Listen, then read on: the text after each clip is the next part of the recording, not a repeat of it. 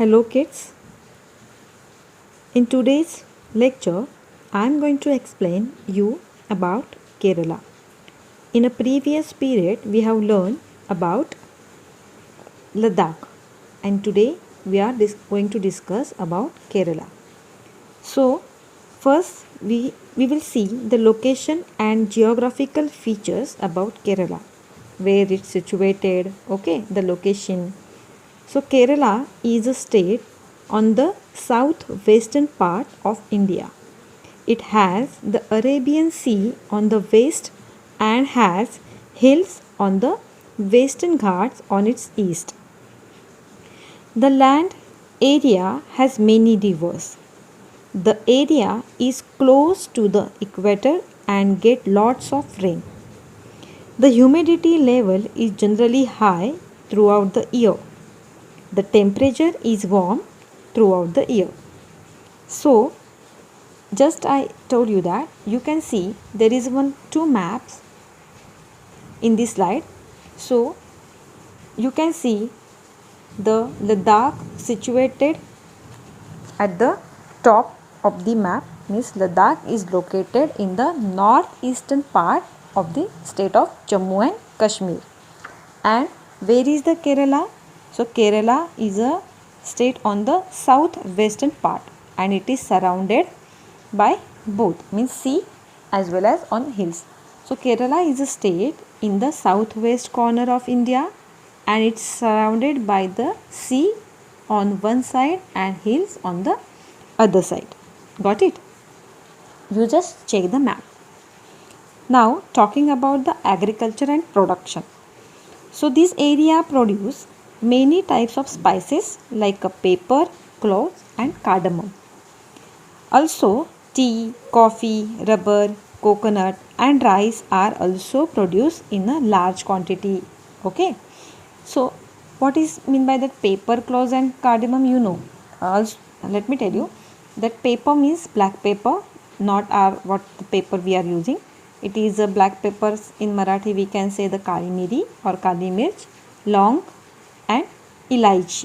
Okay. Now trade and commerce. So just see the slide.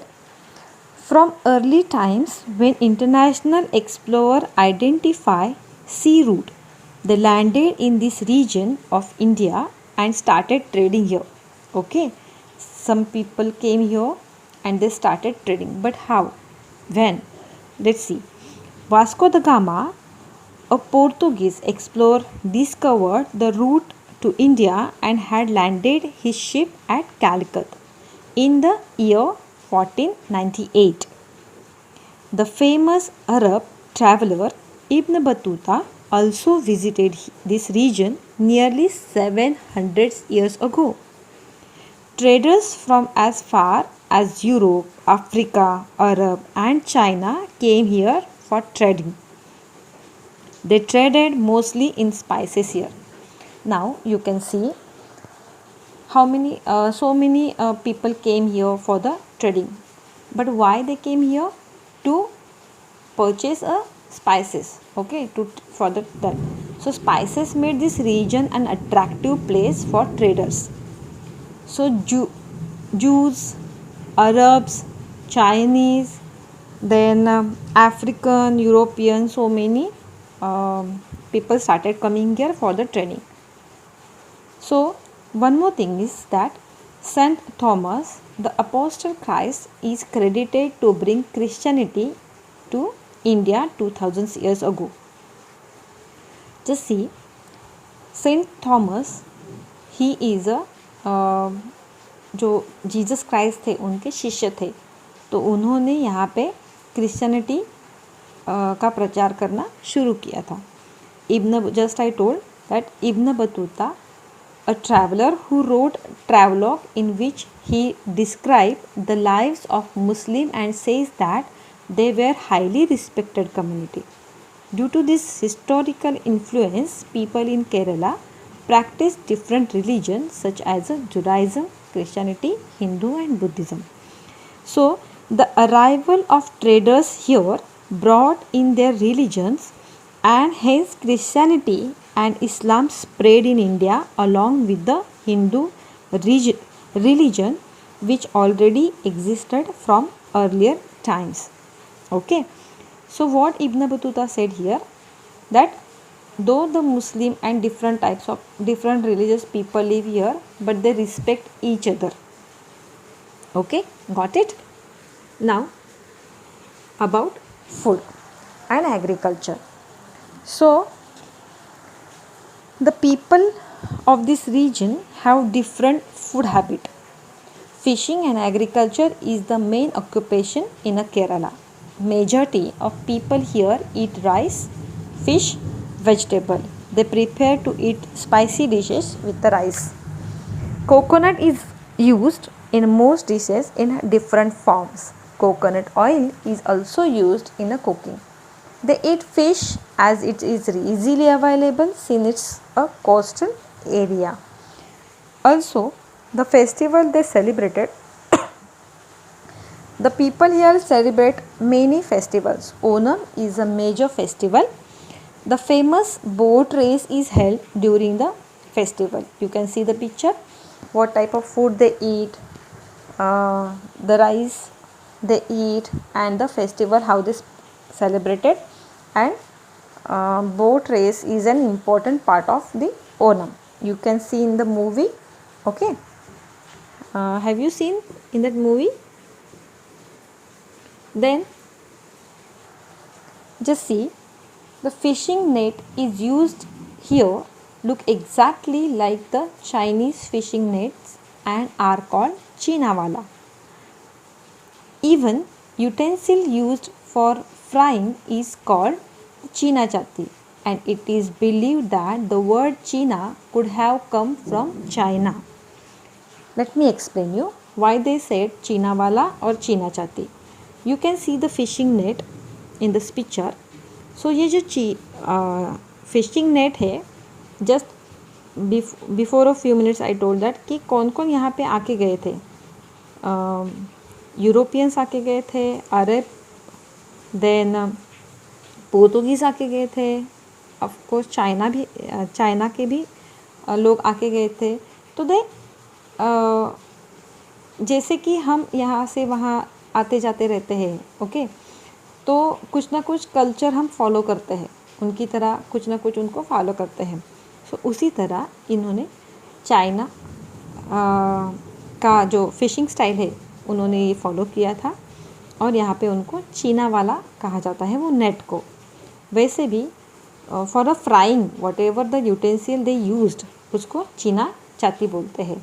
Okay, so from where the word came, okay, they believe that the word Cheen could have come from the China. Okay, so चीना वाला है चीना चाती. Okay, now we are going to see the differences between Kerala versus Ladakh. So Kerala and Ladakh are two mountainous regions of India that shows some differences between them. So about Kerala, Kerala is an Indian state situated on the Malabar coast of southwest India. On the other hand, Ladakh is a mountainous region of Jammu and Kashmir. Okay, so it is the position, you can see the position. Ladakh, it is located, it is called that union territory, and Kerala is a state. Union territory means केंद्र शासित उसको बोलते हैं. Now the geographical position, a cold desert mountains in a eastern part of Jammu and Kashmir, and here in Kerala, a state of southwest corner surrounded by sea one side and hills on the other side. Okay, now rain. Talking about the rain, so it in Ladakh does not receive a rain, very less rainfall, and here in Kerala rains receive a rain. आपने कभी सुना है कि अरे पाऊस केरळ पासून सुरू होतो? Have you heard about this sentence? See आपने हमारे जो मम्मी पापा रहते हैं कि दादा दादी रहते हैं वो ऐसे ही बोलते रहते कि केरल से शुरू होता है पाऊस, rain. Okay, Now drinking water. So the Ladakhian people depends on the melting snow for water, and in a Kerala it is already surrounded by the sea and that hilly area, so they does not depend on that rain. They do not depend on the snow. They have a drinking water. Now about the popularity. So Kerala is a very popular state, London, with a many points of interest. It is a state known for a natural beauty, scenery and backwaters. Also, it is a home of Ayurvedic treatment center. On the other hand, Ladakh is known for its mountain beauty and culture. Also, the Pashmina wool is famous here. Okay, and spices, pepper, cloves and cardamom are famous in Kerala. Now historical importance. See here, so Buddhism reached Tibet through Ladakh. Okay, Buddhism कहाँ से तिब्बत तक पहुँचा था? Via Ladakh. Okay, so it is interesting to note that the Ladakh is known as a little Tibet. Okay, Ladakh is known as a little Tibet. This is due to the fact that the place is influenced a lot by Tibet. The largest town in Ladakh is Leh. It is important to know that this place is an abode of Buddhism in India. Thus, the majority of Ladakhians are Tibetan Buddhist. Okay. And the other hand, about the Kerala has witnessed the migrations of its people to different parts of the world, especially to Gulf countries. Okay यहाँ पे Jewish आए थे, Arabians आए थे, Egyptian आए थे. सो यहाँ पे Judaism, Buddhism, Islam, Christianity and Hinduism, ये सभी को ये फॉलो करते हैं. यहाँ पे इतने सारे धर्म के लोग हैं. Okay, so then about this traders. So visited by traders from China and Arab, same way visited by the traders from China and Arab. So have you got it? So our next part is unity in diversity. Okay, now our last point is unity in diversity. So as I told you that what is mean by diversity? Diversity means variety. So हमारे देश में जो विविध प्रकार के भाषाएं, लोग रहते हैं, धर्म के लोग रहते हैं, though they are in diverse, but India's diversity has always been recognized as a source of its strength. हम ऐसे बोलते हैं ना कि अनेकता में एकता, यही हमारी स्ट्रेंथ है. Okay, so India's diversity has always been recognised as a source of its strength. When the British ruled India, women and men from different cultural, religious and regional backgrounds came together to oppose them. During British rule, people from different cultural, okay उन्होंने क्या किया था, उनको ऐसा लगा कि they can divide us very easily because we belongs from the different religion. So उनको ऐसे लगा कि वो हमको अलग कर सकते हैं, पर वो ऐसा कर नहीं पाए क्योंकि हमारी स्ट्रेंथ क्या थी, हम अलग होके भी एक थे. Okay, so British thought that they could easily divide India, but the people show how they could be a different and yet be united in their battle against the British. Okay, after that, songs and symbols that emerged during the freedom struggle serve as a constant reminder of our country's rich tradition of respect for diversity. Indian flag was a symbol of protest against the British by the people. यहाँ पे you can see a different types of our national symbols. including our national flag. So in the morning I asked so many students about that national flag. Okay, so ये जो हमारा तिरंगा है उसके 3 colour क्यों है, वो किसको प्रेजेंट करते हैं? So no one answer. So now let me tell you that in the national flag of India, the top band of saffron color indicating the strength and courage of the country. The white middle band indicates peace and truth with a dharma chakra. And the last band is a green in color, shows the fertility, growth and spaciousness of the land. Okay, so यहाँ पे क्या बताया गया है कि यह जो हमारे सॉन्ग्स एंड सिम्बॉल्स है ये हमारे विविधता में एकता को प्रेजेंट करते हैं. Okay, now the last part about Nehru. You can see our first prime minister Pandit Jawaharlal Nehru is delivering a speech, okay, during Independence Day. He has written one book, and in his book, The Discovery of India, Jawaharlal Nehru says that the Indian unity is not something imposed from the outside.